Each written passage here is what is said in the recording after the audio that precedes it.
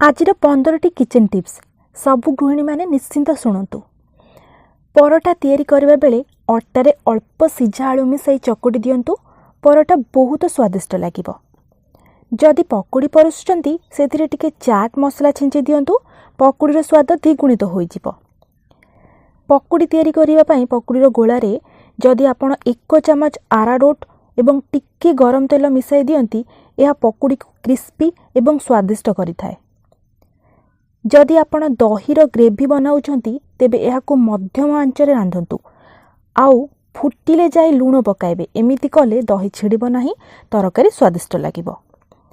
पानी रे लूण मिसाई नूडल प्रस्तुत करंतु एवं परे एहाकु बाहर करिबा परे ठंडा पानी रे धोई दियंतु, जेपरि नूडल्स परस्पर ऊपर लागिबो नाही।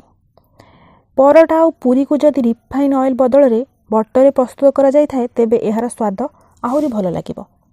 जदि छेना प्रस्तुत करुछंती तेबे एहार पानी को न फोपाड़ी रुटी किंबा परोटार दलारे मिसाई चकटी दियंतु। छेना पानी रो चकटारे रुटी और परोटा नरम हेबो। बासी ब्रेड को एयर टाइट डब्बा रे रखी दियंतु।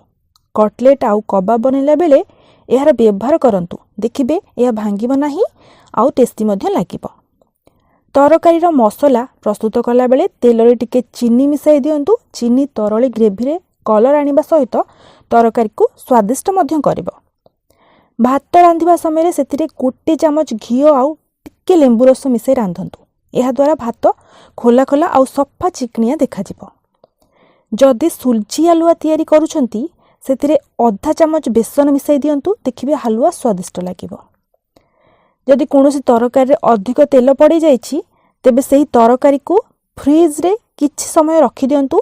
देखिबे तरकारी रो तेल सबु जमी जिवो आउ आपण सहज रे तेल को बाहर कर देबे। जदि सबु समय रे भेंडी रांधिबा बेले चिपचिपा लागुछि तेबे सेथिरे टिके लेंबु रस मिसाई दियंतु। एहा द्वारा भेंडी रो लाळ अंश हेबोनी। जदि कुकर सिटी बाटे डाली बाहरी जाउछि तेबे डाली सहित 1 चमच तेल किंबा स्टील रो गिना रखी दियंतु। डाली आउ कुकर बाटे बाहरिबो नाही। कंचा लंका को अधिक दिन रखिबा पई एहाकु धोई भल भाबरे लंका ऊपर लागिथिबा पानी को पोछि टाइट डब्बा रे स्टोर करी रखंतु। कंचा लंका टिके अधिक दिन रहिबो।